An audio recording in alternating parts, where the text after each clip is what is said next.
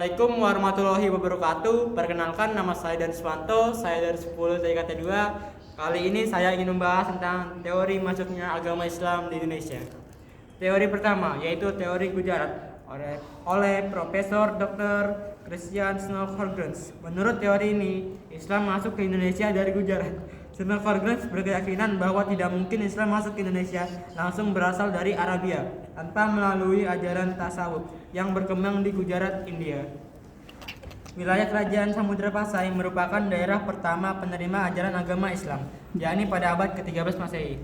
Kedua, ada teori Mekah dari Profesor Dr. Buya Hamka. Buya Hamka menggunakan berita yang diangkat dari berita Cina dinasti Tang sebagai acuan teori ini. Menurutnya, Islam masuk ke Nusantara pada abad ke-7 Masehi. Berdasarkan berita Cina dinasti Tang, ditemukan pemukiman saudagar Arab di wilayah pantai barat Sumatera.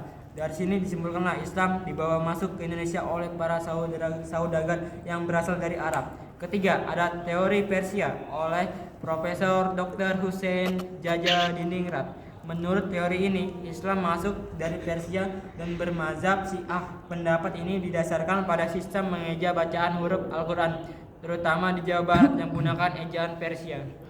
Keempat, ada teori Cina oleh Profesor Dr. Slamet Muljana.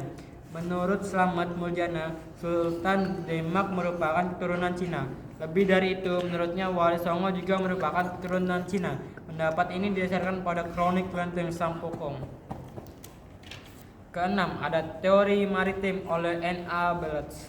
Walaupun di Mekah dan Madinah terjadi perang selama kurun waktu 10 tahun antara 1 sampai dengan 11 Hijrah sampai dengan atau 622 sampai 623 Masehi, namun tidak memutuskan jalur perdagangan laut yang sudah menjadi tradisi sejak lama. Jalur perdagangan tersebut adalah jalur antara Timur Tengah, India, dan Cina. Hubungan perdagangan ini semakin lancar pada masa Khulafaur Rasyidin dari 11 sampai 41 Hijrah atau 632 sampai 661 Masehi. Banyak juga para sahabat Nabi SAW yang berdakwah keluar Madinah bahkan di luar Jazirah Arab.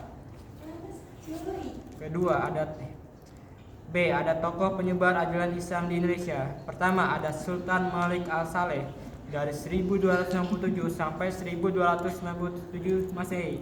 Menurut Silu atau Sultan Malik Al-Saleh merupakan pendiri dan raja pertama Samudra Pasai, berdiri pada tahun 1267 Masehi. Ngurah Silu memeluk Islam berkat pertemuannya dengan Syekh Ismail dari Mekah. Setelah masuk Islam, Ngurah Silu bergelar Sultan Malik Al-Saleh dan berkuasa selama 29 tahun. Kesultanan Samudra Pasai merupakan gabungan dari kerajaan Perlak dan kerajaan Pasai. Kedua, ada Sultan Ahmad dari 1326 sampai 1348 Masehi.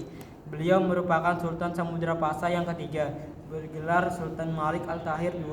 Pada masa pemerintahannya, Kesultanan Samudra Pasai dikunjungi oleh seorang penjelajah dari Maroko, yaitu Ibnu Battuta. Menurut catatan Ibnu Battuta, Sultan Ahmad sangat memperhatikan perkembangan dan kemajuan agama Islam. Beliau berusaha keras untuk menyebarkan ajaran Islam ke berbagai wilayah di sekitar Samudra Pasai. Ketiga, ada Sultan Alauddin Shah dari 1538 sampai 1571 Masehi. Beliau merupakan Sultan Aceh ketiga, terkenal sebagai peletak dasar-dasar kejayaan Kesultanan Aceh, hubungan baik dengan Kesultanan Turki Utsmani dan kerajaan-kerajaan Islam lainnya, menjadikan pemerintahannya semakin kuat. Bahkan militer Kesultanan Aceh terkenal handal karena mendapat bantuan dari Kesultanan Turki Utsmani. 4. Ada Wali Songo dari 1404 sampai dengan 1546 Masehi. Wali Songo merupakan 9 wali atau sunan yang menjadi pelopor penyebaran Islam di Pulau Jawa. Mereka adalah Maulana Malik Ibrahim, Sunan Gresik; Raden Rahmat, Sunan Ampel; Maulana Maklum Ibrahim, Sunan Bonang; Raden Paku, Sunan Giri; Saifuddin, Sunan Derajat; Raden Masyahid, Sunan Kalijaga; Ja'far Shadiq, Sunan Kudus; dan Raden Umar Said, Sunan Muria; serta Syarif Hidayatullah atau Sunan Gunung Jati. Mereka menggunakan berbagai saluran dakwah, di antara kebudayaan, kesenian, pendidikan, pernikahan, perdagangan, dan politik.